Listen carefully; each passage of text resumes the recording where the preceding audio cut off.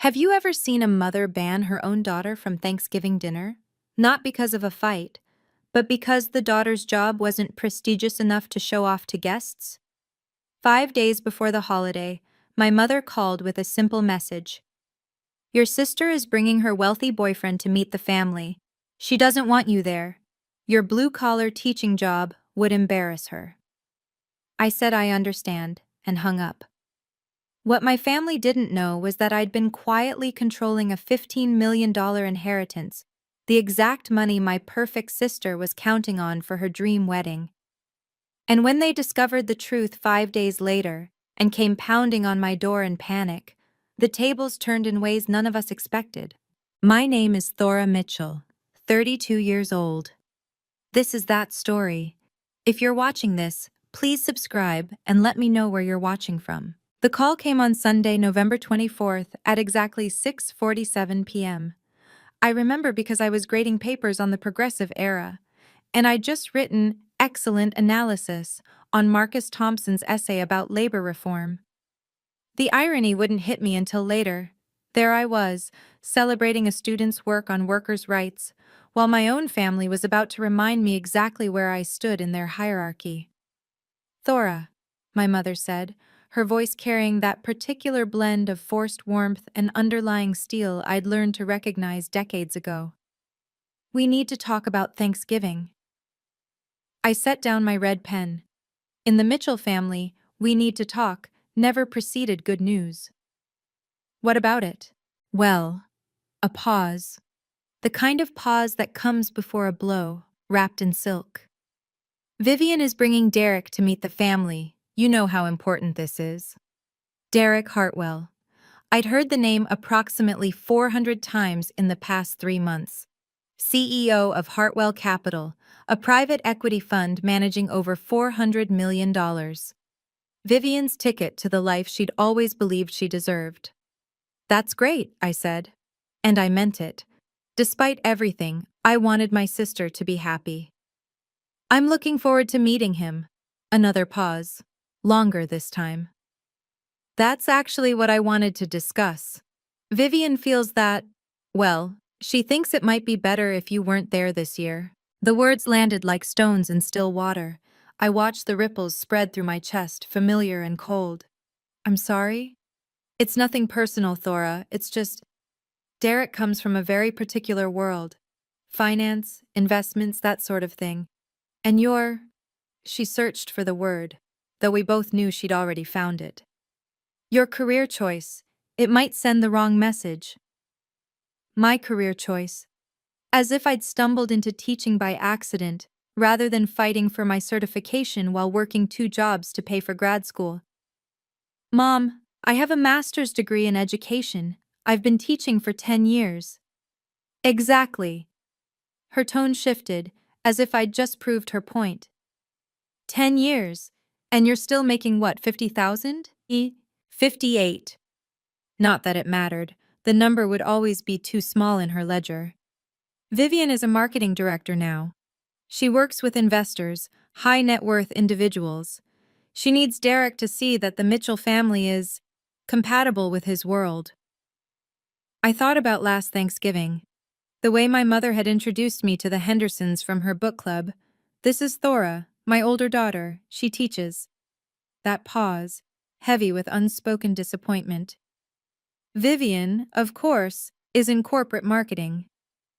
The shift in her voice, from flat recitation to proud announcement, had been subtle enough to seem accidental. It wasn't. I thought about the email she'd sent 3 months ago, requesting my contribution to Vivian's engagement party. Since you don't have a family of your own to support, I'm sure you can contribute a bit more. $3,000 should cover the flowers and part of the venue.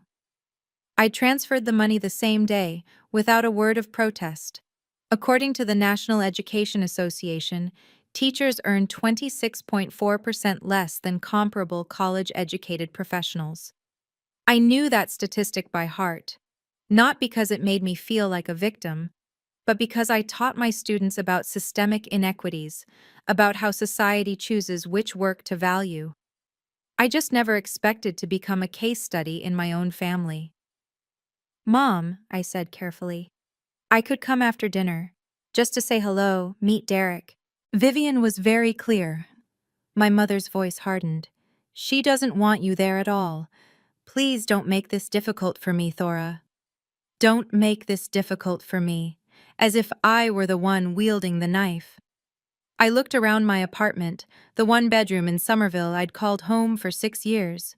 The second-hand couch I'd reupholstered myself, the bookshelves overflowing with history texts and lesson plans, the small kitchen where I packed lunches at 5:30 every morning because I couldn't afford the cafeteria prices. This was the life that embarrassed them. "I understand," I said. The words came out automatically, worn smooth by a decade of practice. "I understand when she forgot my birthday, but threw Vivian a surprise party. I understand when my promotion to department chair went unmentioned at family dinner, while Vivian's new office got a 20-minute discussion. I understand when I wasn't included in the family photo for the Christmas card because the photographer charged extra for more than 4 people. I understand." The 2 most expensive words I'd ever learned. "Good." Relief flooded my mother's voice. "I knew you'd be reasonable. You always are." We said goodbye. I set down the phone. For a long moment, I sat in silence, watching the last light fade from my window. Marcus Thompson's essay still lay on my desk, his words about dignity and fair treatment glowing under my lamp. Then I opened my laptop. There was a folder I hadn't touched in months, labeled simply Grandma Eleanor. Inside was an email from Margaret Caldwell, attorney at law, dated November 20th. Subject line: Annual Trust Review, Eleanor Mitchell Trust. I'd been avoiding it.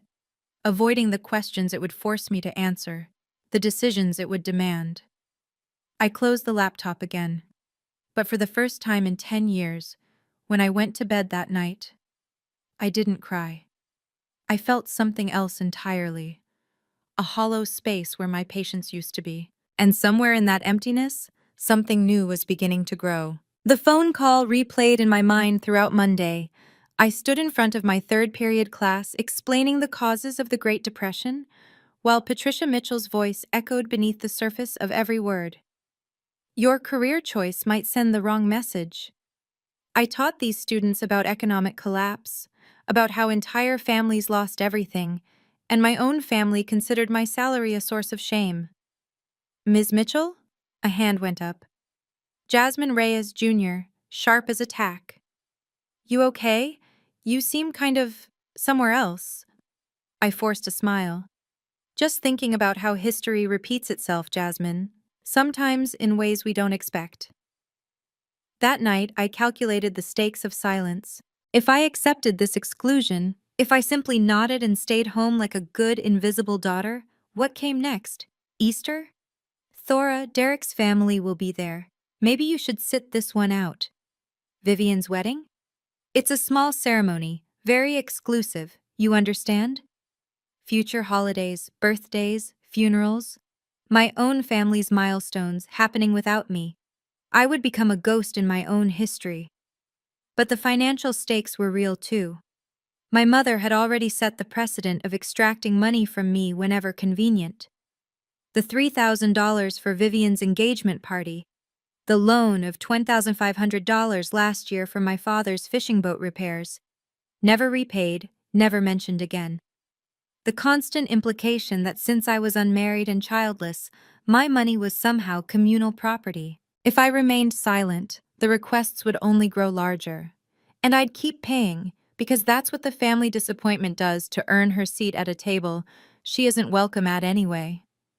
Around 9 p.m., my phone buzzed, a text from my father, Harold. "Sweetheart, I'm sorry about Thanksgiving. Your mother says it's for the best. I love you." I stared at those words for a long time.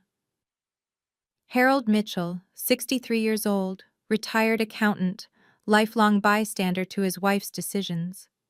He'd never once stood up for me, not when I was passed over for opportunities, not when my achievements went unacknowledged, not when my mother made me feel small in 100 tiny ways. But he always said he loved me. as if love without action meant anything at all. I didn't respond. Instead, I opened my laptop. The email from Margaret Caldwell sat in my inbox like a sealed envelope from another life.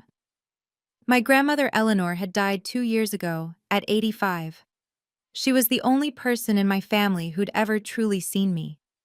When I graduated from my master's program, she'd driven 3 hours to attend while my parents sent a card. When I got my first teaching job, she'd taken me to dinner and told me she was proud. When I confided my frustrations about feeling invisible at family gatherings, she'd taken my hand and said, "Thora, you're not invisible. You're just surrounded by people who've forgotten how to see." I hadn't understood what she'd done for me until after she was gone. I clicked on Margaret's email. Dear Ms. Mitchell, as per our annual review, the Eleanor Mitchell Irrevocable Trust currently holds assets valued at $15,247,891.33. As sole trustee, you have full discretionary authority over distributions under Section 4.2 of the trust document. Please confirm your distribution intentions for the upcoming fiscal year by December 1st. If you wish to modify distribution terms or add conditions, this must be documented before the fiscal deadline. I'm available to meet at your convenience. Best regards, Margaret Caldwell, Escroll Caldwell and Associates. $15,247,891.33. Vivian was the sole beneficiary. I was the sole trustee, the person who controlled when, how, and whether that money ever reached her hands. My grandmother had made that choice deliberately. She'd told me, in one of our last conversations, "Vivian isn't bad, Thora. She's just never had to learn the value of anything. I want you to teach her. The only way she'll understand." I'd kept this secret for 2 years. I'd told no one. Not my parents, not Vivian, not anyone. Partly because I didn't want my family's relationship with me to be about money. Partly because I wasn't ready to wield that kind of power. But now, sitting in my dark apartment, freshly exiled from Thanksgiving dinner because my teaching salary might embarrass my sister in front of her wealthy boyfriend, I began to reconsider. Not revenge. That wasn't what Grandma Eleanor intended, and it wasn't what I wanted. But boundaries? Accountability? The right to exist in my own family without apologizing for who I'd become? I closed the laptop and looked out the window at the city lights. I had held this secret for 2 years, and I was beginning to wonder if it was finally time to let it breathe. Thanksgiving Day arrived, gray and cold. The kind of November afternoon that makes you want to pull the curtains and forget the world exists. I woke at 7, out of habit. Even on holidays, my teacher's internal clock refused to sleep past dawn. I made coffee in my small kitchen, watched the steam rise, and tried not to think about the family gathering happening 15 miles away without me. By noon, I'd graded 32 essays. By 3, I'd reorganized my entire bookshelf by historical period. By 5, I'd accepted that no amount of productivity could fill the hollow space in my chest. I made myself dinner. A microwavable turkey breast, instant mashed potatoes, canned cranberry sauce. The saddest Thanksgiving meal I'd ever assembled, eaten standing at the counter because sitting at my small table felt too formal for a party of one. At 8:47 p.m., my phone lit up. A text from Vivian, with a photo attached. "Thanks for understanding, sis. Derek loved the dinner. He said our family is so put together. LOL. The image showed my entire family seated around my parents' mahogany dining table, the one Grandma Eleanor had given them 30 years ago.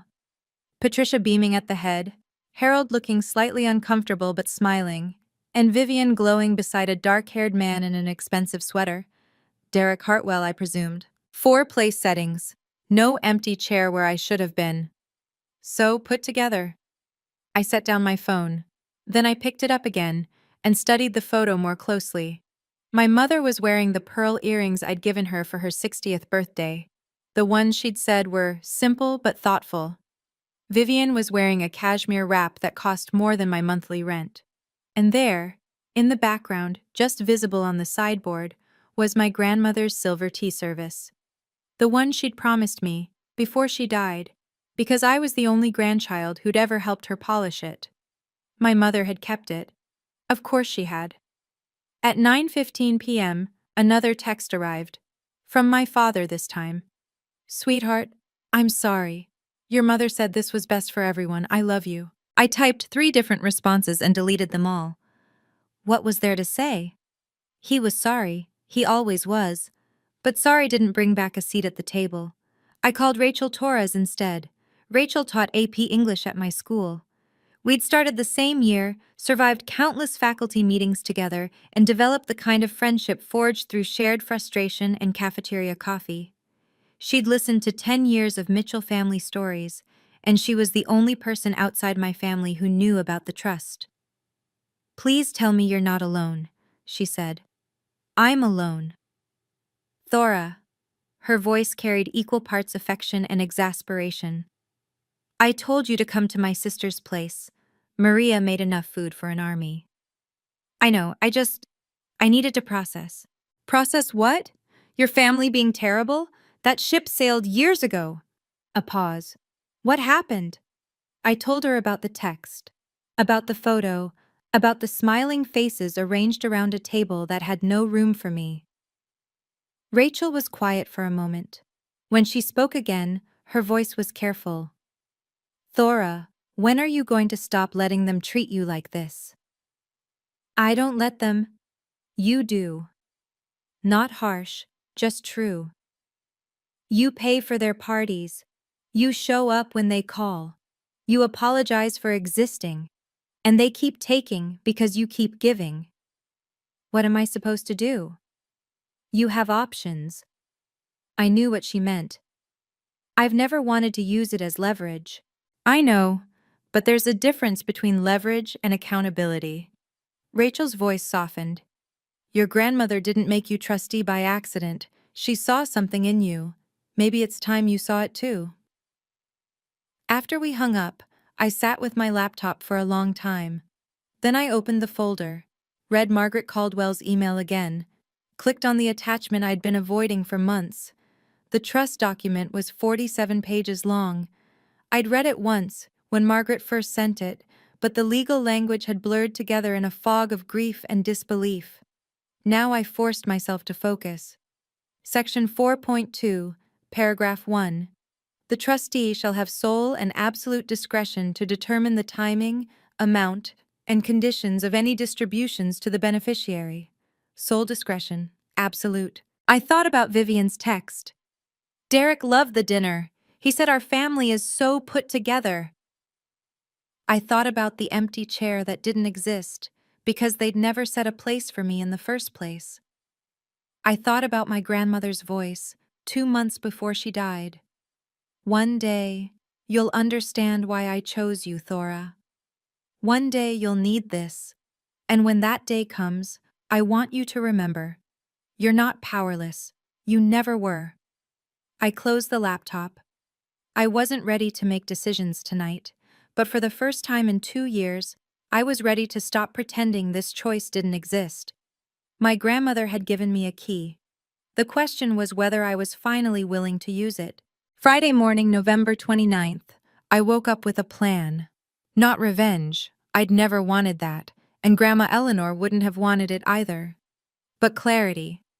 After years of accepting whatever crumbs my family offered, I needed to understand exactly what I was holding. I called Margaret Caldwell's office at 9 a.m. Ms. Mitchell, she said, her voice carrying the measured professionalism of someone who'd shepherded 100 families through wealth and grief. I was wondering when I'd hear from you. The fiscal deadline is Monday. I know. I'd like to meet. Today, if possible. A brief pause. I can make that work? 2 o'clock? Her office was in Back Bay, a converted brownstone with brass fixtures and leather chairs. Margaret Caldwell was 58, silver-haired, and possessed the kind of calm authority that made you feel everything would be handled properly, even when your world was falling apart. She'd been my grandmother's attorney for 20 years. She handed me a cup of coffee and spread the trust documents across her desk. Let's review the basics, she said. Your grandmother established the Eleanor Mitchell Irrevocable Trust in March 2022, approximately 8 months before her death. The trust holds various assets: stocks, bonds, a rental property in Cambridge, currently valued at just over $15 million. And Vivian is the sole beneficiary. Correct. But you, as trustee, control all distributions. Margaret tapped Section 4.2, highlighted in yellow. This is broader authority than most trustees receive. Eleanor was very specific. She wanted you to have complete discretion over timing, amounts, and conditions. She told me she wanted Vivian to learn the value of things. Margaret nodded slowly. Your grandmother and I had many conversations about her granddaughters. She loved Vivian, but she was concerned. She felt Vivian had been enabled, given things too easily, praised too freely, never required to develop resilience or gratitude. And she thought money would teach her? She thought you would teach her. The money was just the mechanism. Margaret's eyes met mine. Eleanor told me, Thora is the only person in that family with the spine to say no and the heart to say it kindly. Those were her exact words. I looked down at the documents. 47 pages of legal language, and buried within them, my grandmother's faith in me. What are my options for the annual distribution? You have several. Margaret pulled out a separate sheet. You can authorize a standard distribution. Vivian is currently eligible for up to $200,000 per year. You can defer distribution to the following year. You can add conditions, educational requirements, financial literacy courses, employment verification, or you can modify the distribution schedule entirely. And if Vivian contests any of these decisions, she can petition the court, but Eleanor's language is airtight. Unless you act in bad faith or breach fiduciary duty, your discretion is virtually unchallengeable. Margaret leaned back. Your grandmother spent considerable money ensuring that. I thought about the text from Thanksgiving, the family photo with no empty chair, the tea service that should have been mine. I'm not ready to make a decision today, I said, but I want to understand my options before Monday. Of course, Margaret gathered the papers. There's one more thing. Your grandmother left you a personal bequest, separate from the trust. $50,000, unrestricted. You've been drawing from it for charitable donations, I believe. The Beacon Hill Winter Charity Gala. I've contributed for the past 2 years. Yes, I saw those records. You're listed as a founding donor. She handed me an envelope. This arrived last week, your invitation for this year's event. I opened it. Heavy cardstock, embossed lettering. Inside, a badge with my name printed in gold. Thora Mitchell, founding donor. The gala was tomorrow night, Saturday, November 30th, grand ballroom at the Harrington Plaza. Black tie, 500 guests from Boston's financial and philanthropic elite, the same event Vivian and Derek were attending to make their social debut as a couple. I didn't realize the timing, I said quietly. Margaret's expression remained neutral, but something flickered in her eyes. Life has interesting ways of creating opportunities, Ms. Mitchell. I looked at the badge in my hands. For 2 years, I'd attended this gala anonymously, slipping in, making my donation, leaving before anyone could ask too many questions. I hadn't wanted my family to know. I hadn't wanted this part of my life to become ammunition, but they thought I was an embarrassment. Too blue-collar to sit at their Thanksgiving table, too low status to meet Derek Hartwell. And tomorrow night, I would walk into the same room they did, wearing a badge they couldn't buy.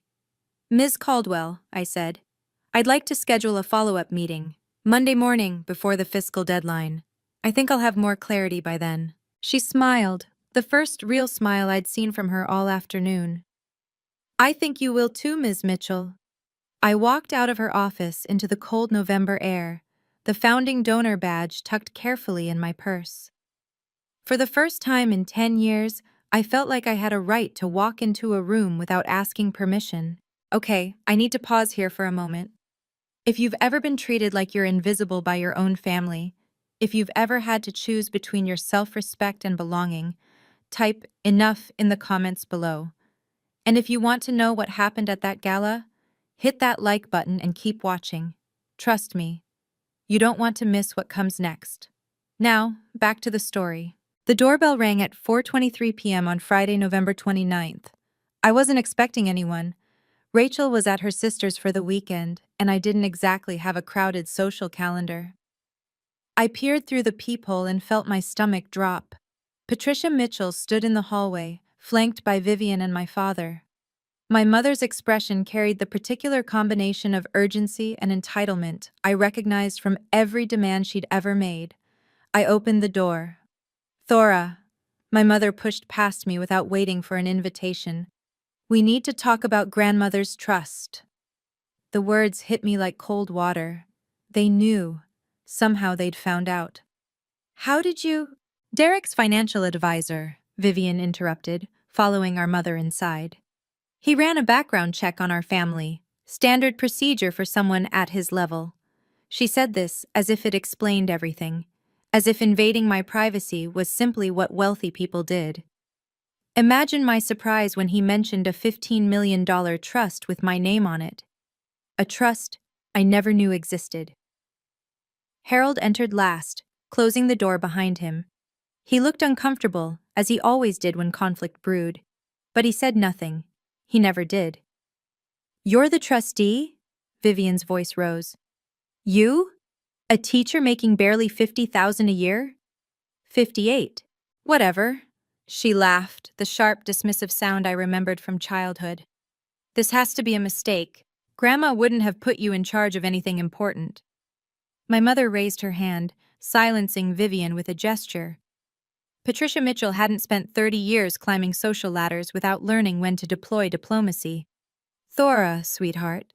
Her tone shifted, softer now, the same voice she used when asking for money. "I'm sure this is all very confusing. Estate matters are complicated. But we're family, and family should handle these things together." "You mean you should handle it?" "I mean, we should make sure Grandma's wishes are properly honored." She pulled a folder from her purse. "I've had our attorney draw up paperwork to transfer the trustee role to me. It's really the most sensible arrangement. I have experience managing finances and—" "No." The word hung in the air. Simple, absolute. Patricia blinked. "I'm sorry?" "No, I won't sign that." "Thora, be reasonable." "Grandma Eleanor chose me."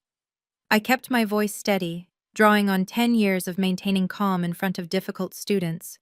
She had lawyers, doctors who confirmed her mental competency, and 2 witnesses.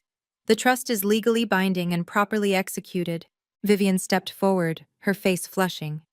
"You don't know anything about money. You teach teenagers about Christopher Columbus. You ride the bus to work.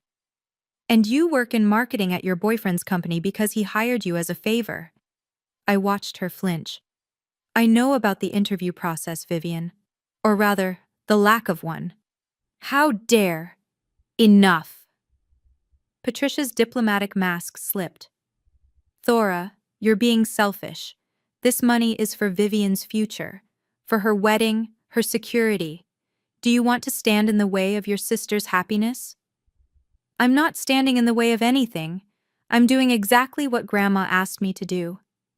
My mother's eyes narrowed. "And what is that, exactly?" "Making sure the money is used responsibly." The hallway of my building had thin walls. Mrs. Patterson from 4B had definitely opened her door by now, probably straining to hear every word. I was providing better entertainment than her afternoon talk shows. Vivian must have sensed the audience because her voice dropped to a hiss. "You're embarrassing us. Again. It's what you do. You embarrassed us at my engagement party, showing up in that department store dress. You would have embarrassed us at Thanksgiving if we'd let you come. And now you're embarrassing us by pretending you're capable of managing anything more complicated than a lesson plan." I thought about all the times I'd absorbed comments like these, the dress insults, the career dismissals, the constant implication that my existence was an inconvenience to be minimized. I thought about my grandmother's hand on mine, her voice saying, "You're not powerless. You never were." "You need to leave," I said. "Thora," my mother began, "I'll be at the gala tomorrow night." I hadn't planned to say it, but the words emerged with surprising clarity. "If you want to discuss the trust, we can do it there." Vivian laughed. "You weren't invited to the gala." "Actually, I was." I reached into my purse, still sitting on the entry table, and pulled out the badge. Gold letters on cream cardstock. Founding donor. I've contributed $50,000 over the past 2 years. They send me a VIP invitation every November. For the first time in my life, I watched my mother's composure crack completely. Her mouth opened, closed, opened again. "That's not possible. The organization has records. Feel free to verify." Vivian snatched the badge from my hand, staring at it as if it might burst into flames. "Where did you get $50,000? "Grandma Eleanor. She left me a personal bequest, separate from the trust." I took the badge back, tucking it safely away. She believed in the causes they support. I honored her memory. The silence that followed was profound. I'd spent 32 years being the invisible daughter, the embarrassing career choice, the seat that wasn't worth setting, and in 30 seconds, I'd upended everything they thought they knew about me.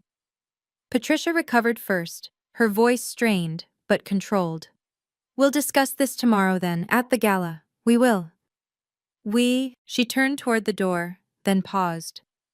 "Thora, think very carefully about what you're doing. Family is everything." "I know." I opened the door for them. "That's why I spent 10 years trying to be part of one." They filed out, Patricia first, Vivian shooting me a look of pure venom, Harold trailing behind with something unreadable in his eyes. As my father passed, he hesitated. "Thora." "Not now, Dad." He nodded once and followed the others. I closed the door and listened to their footsteps fade down the hallway. My hands were shaking, but not with fear. Tomorrow night, I would walk into that ballroom. I would stand in the same room as my family, at an event they considered their territory. And for the first time, they would see me as I actually was.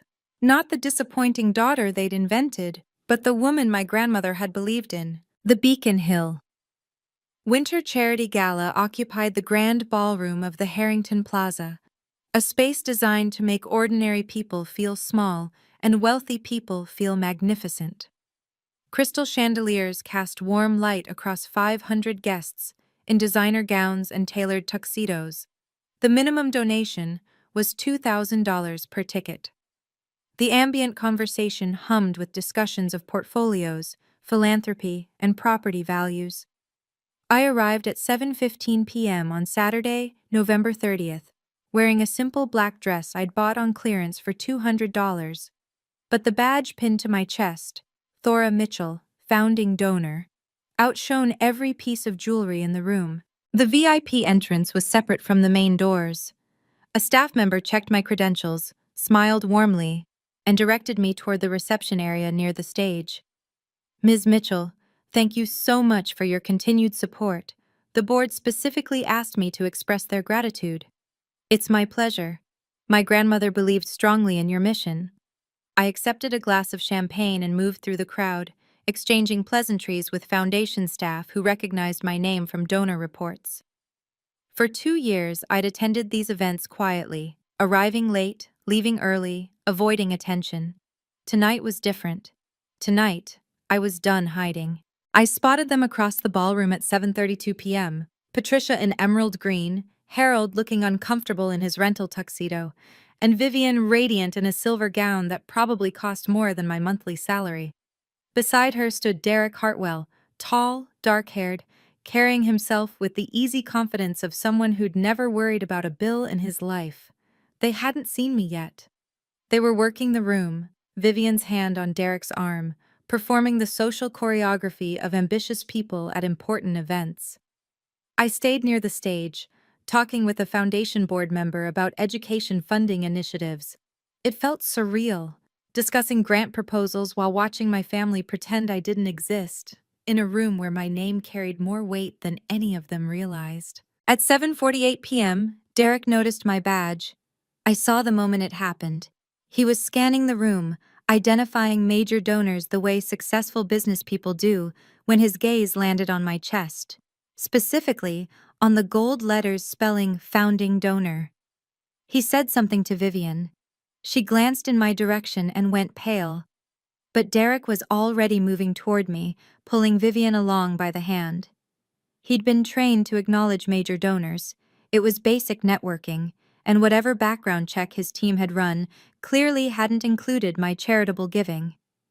"Excuse me." He extended his hand as he reached me. "I'm Derek Hartwell. I don't believe we've met, but I wanted to personally thank you for your support of the foundation. Your contributions have been extraordinary." Up close, he was handsome in an unremarkable way. Good bones, expensive grooming, the polished surface of generational wealth. But his eyes were intelligent, and when he shook my hand, his grip was genuine. "Thank you. I'm Thora Mitchell." The name registered. I watched it happen. The slight widening of his eyes, the quick glance at Vivian, the recalculation. "Mitchell," he repeated slowly, "as in Vivian's older sister." "Yes." He turned to Vivian, whose face had gone from pale to gray. "You told me you didn't know the woman with the founding donor badge." "I didn't," Vivian's voice caught. "I didn't recognize her at first. The lighting." "The lighting." Derek's tone cooled by several degrees. "Your sister has donated over $100,000 to a foundation I've supported for years, and you didn't recognize her?" Other guests were starting to notice. The volume of our conversation wasn't loud, but the body language spoke clearly. Tension, conflict, the irresistible magnetism of wealthy people behaving badly. Patricia materialized at Vivian's elbow, her social radar detecting crisis. "Derek, darling, what a wonderful event! Have you seen the silent auction items?" "Mrs. Mitchell." Derek's voice remained pleasant, but something had shifted beneath the surface. "I was just thanking your daughter for her charitable contributions. I understand she's been a founding donor for 2 years." Patricia's smile froze. "My daughter?" "Thora." He gestured toward me. "She's apparently contributed $50,000 annually. That's more than many of our VIP ticket holders combined." "I didn't realize." Patricia trailed off, her composure fracturing for the second time in 2 days. "Didn't realize your daughter was a major philanthropist? Interesting." Derek turned to me. "Ms. Mitchell, Thora, I apologize. I was told the Mitchell family would be attending tonight, but your name wasn't mentioned." "I'm not often mentioned."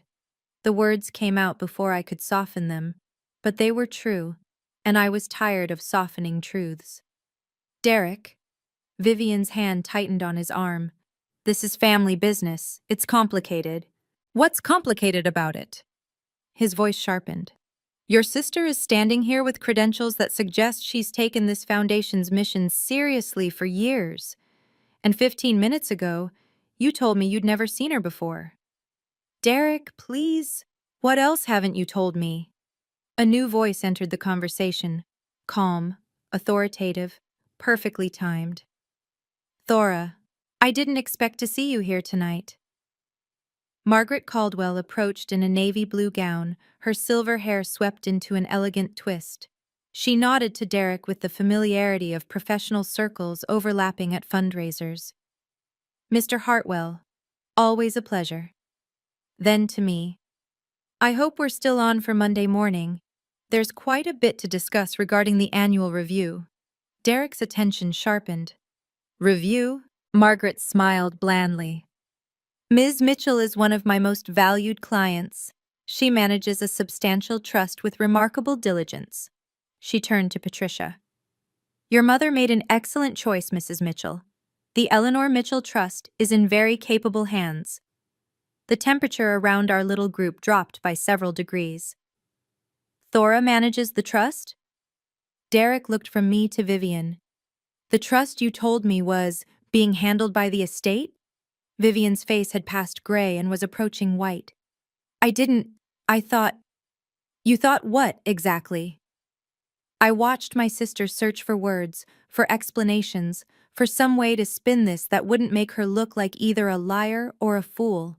She found none. "I think," I said quietly, "that you two have things to discuss. If you'll excuse me." I turned to walk away, but Derek's voice stopped me. "Ms. Mitchell." "Thora." When I looked back, his expression had shifted. The smooth social mask had cracked, revealing something rawer beneath. "I apologize for whatever role I played in tonight's confusion, and for whatever's been happening with your family. You didn't know." "No, but I'm starting to." He looked at Vivian with an expression I recognized, the particular disappointment of someone realizing the person beside them isn't who they pretended to be. I left them there, surrounded by 500 witnesses, and walked toward the bar. My hands were steady. My heart was calm. For the first time in my life, I'd stood in a room full of people my family admired, and they'd been forced to see me clearly. The tables hadn't just turned, they'd been flipped entirely. "All right, I know what you're thinking right now. Thora, that was satisfying. Or maybe Vivian absolutely deserved that. Drop a comment and let me know whose side you're on. And if you've ever had a tables-turned moment like this in your own life, I want to hear about it. Hit that like button if you're feeling the same tension I felt in that ballroom. The ending might surprise you. Now, where were we? I found Margaret Caldwell near the silent auction tables, examining a watercolor of the Boston skyline with professional interest. "Well," she said without looking up, "that was more dramatic than I anticipated." "I didn't plan it." "No, the best confrontations rarely are planned." She turned to face me. "I have drafts of several distribution documents in my office. After tonight, do you have a clearer sense of your intentions?"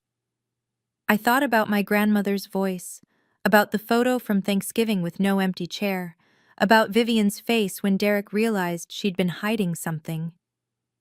"I want to defer distribution for 12 months.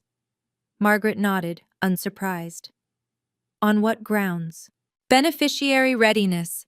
Section 4.2 allows me to consider financial maturity as a factor in timing distributions. I want to require Vivian to complete a certified personal financial management course before she receives any funds." "That's within your authority." She pulled a small notepad from her clutch. Even at galas, Margaret came prepared. "What else?" "I want to inform Derek Hartwell about the trust's existence and structure. Not to sabotage their relationship, but because he deserves complete information before making major life decisions. Also reasonable.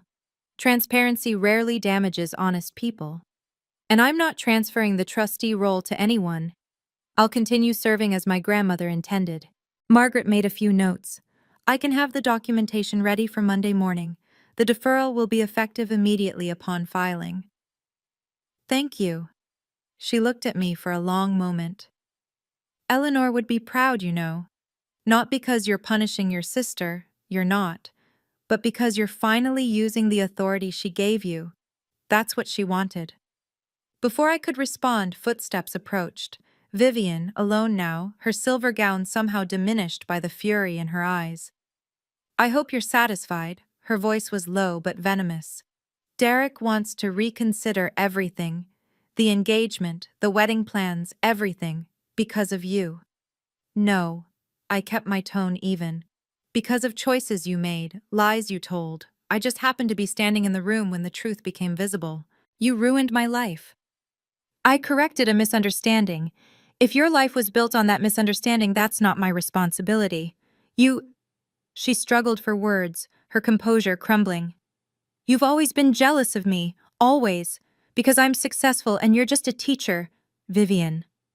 I stepped closer, lowering my voice so only she could hear. "I'm not doing this to hurt you. Grandma Eleanor loved you. She wanted you to have this money, but she also wanted you to become someone who deserved it." "I deserve it now." "Then prove it. Take the financial management course. Demonstrate that you can handle responsibility. In 12 months, we can revisit the distribution." Her face contorted. "You're setting conditions? You're making me jump through hoops for my own inheritance?" "I'm doing what our grandmother asked me to do." I held her gaze. You've never had to earn anything in your life, Vivian. Maybe it's time you learned how. I hate you. The words came out raw, almost childlike. I actually hate you. I know. It should have hurt more than it did. But my job isn't to make you love me. My job is to honor Grandma's wishes. And I'm going to do that, whether you hate me or not. Vivian stared at me for a long moment, then turned and walked away without another word.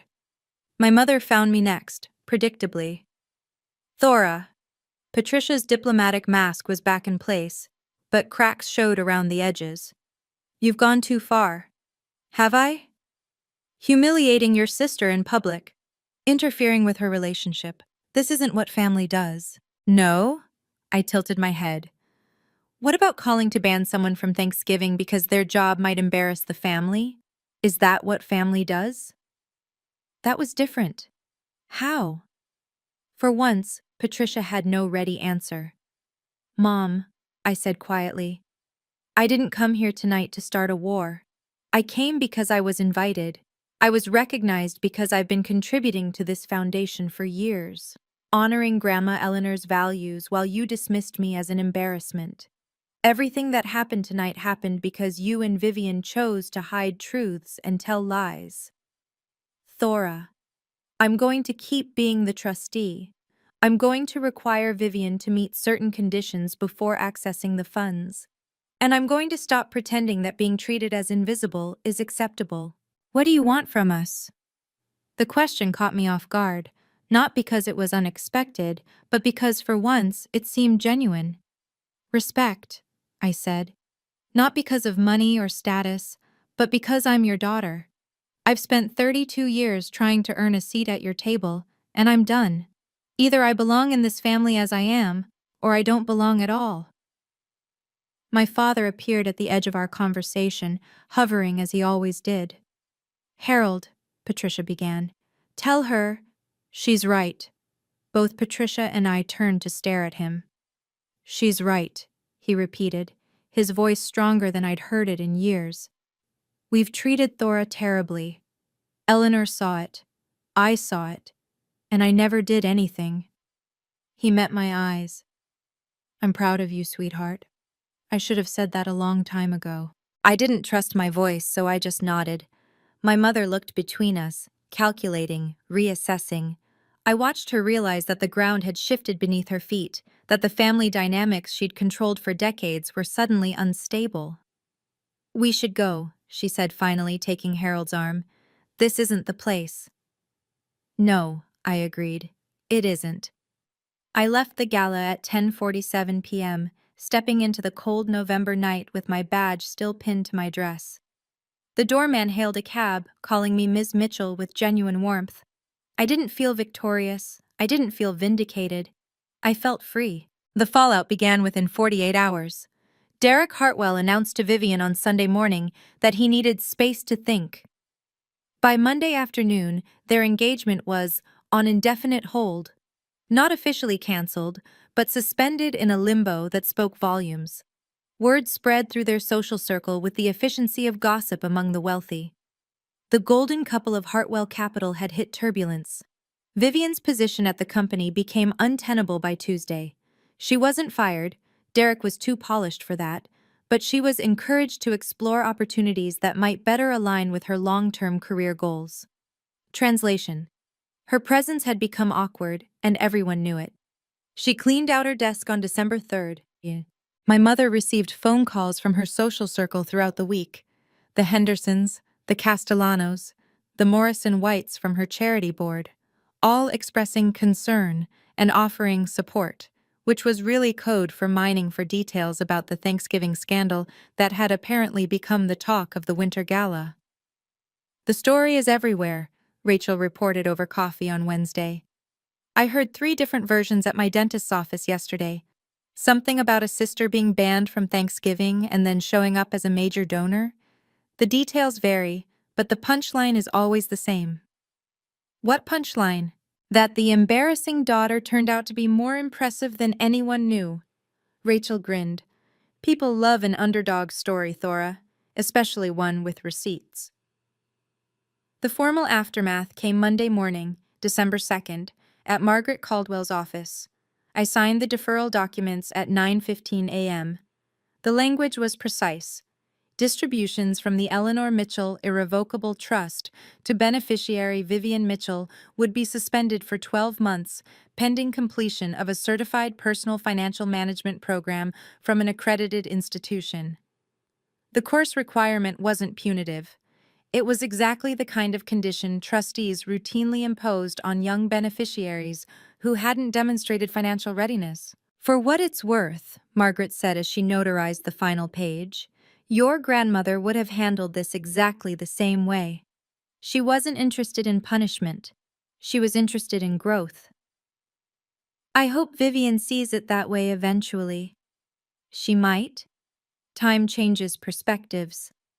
Margaret slid the completed documents into a folder. "There's one more thing. Derek Hartwell's assistant contacted my office yesterday. He'd like to meet with you privately. No pressure. You're under no obligation, but he expressed genuine interest in understanding the family situation better." I thought about it. "I'll consider it." The email from my father arrived that afternoon. It was 3 pages long. The most Harold Mitchell had written to anyone in years, probably. He apologized for 32 years of silence. He acknowledged that my mother's treatment of me had been unfair and that his failure to intervene made him complicit.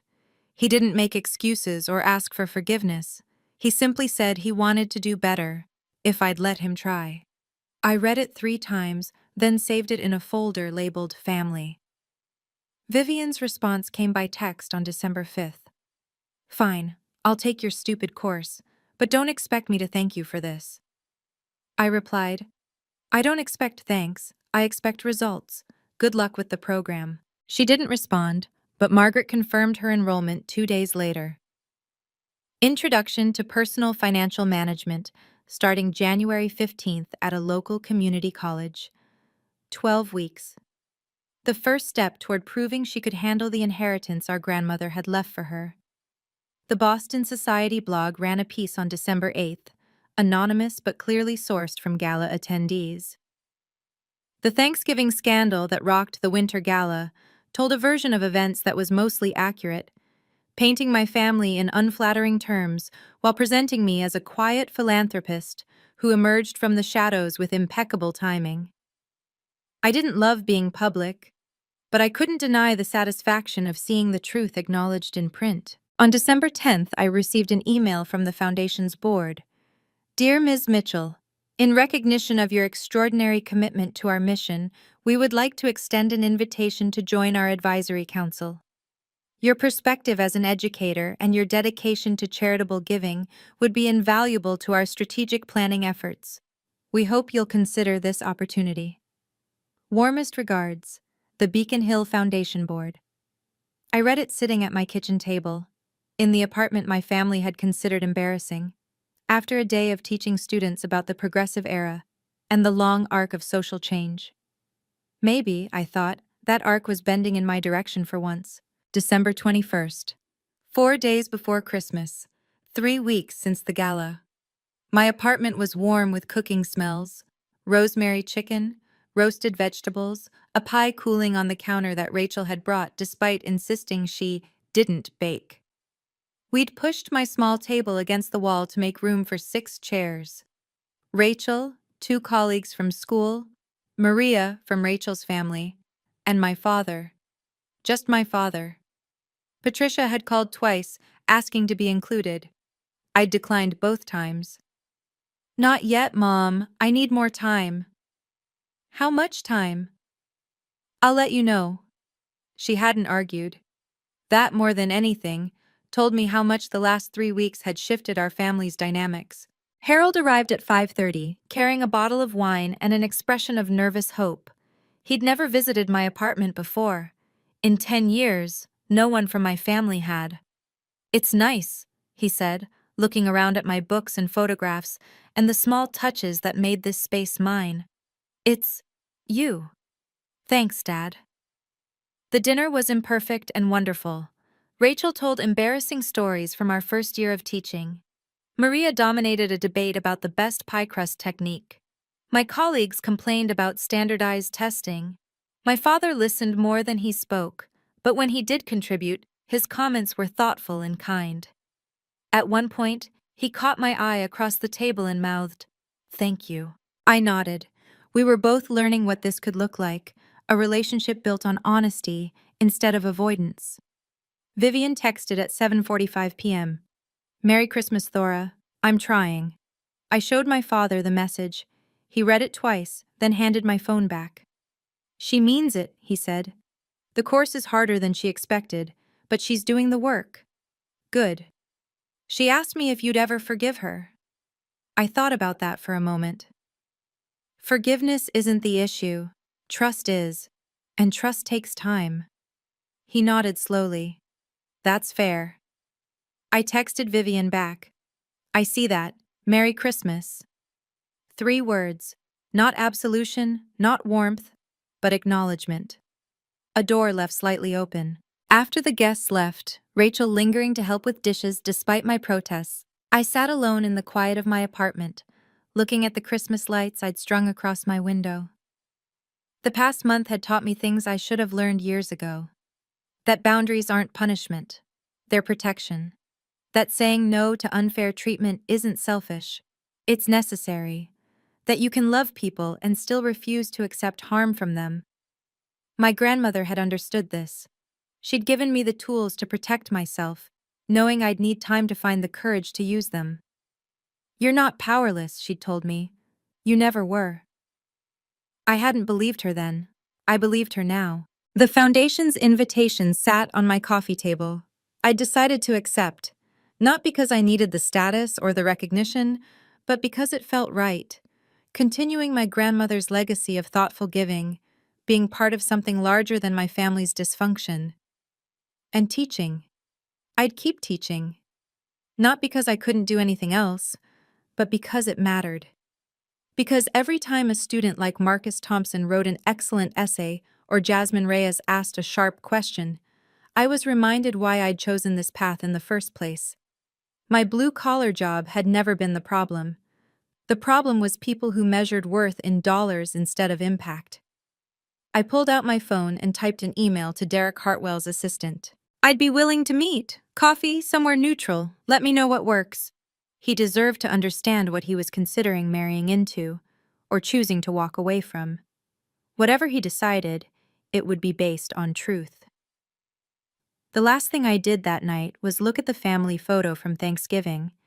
The one Vivian had texted me with 4 smiling faces and no empty chair.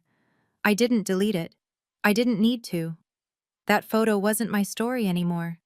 It was evidence of a version of my family that no longer existed, because I'd stopped pretending it was acceptable.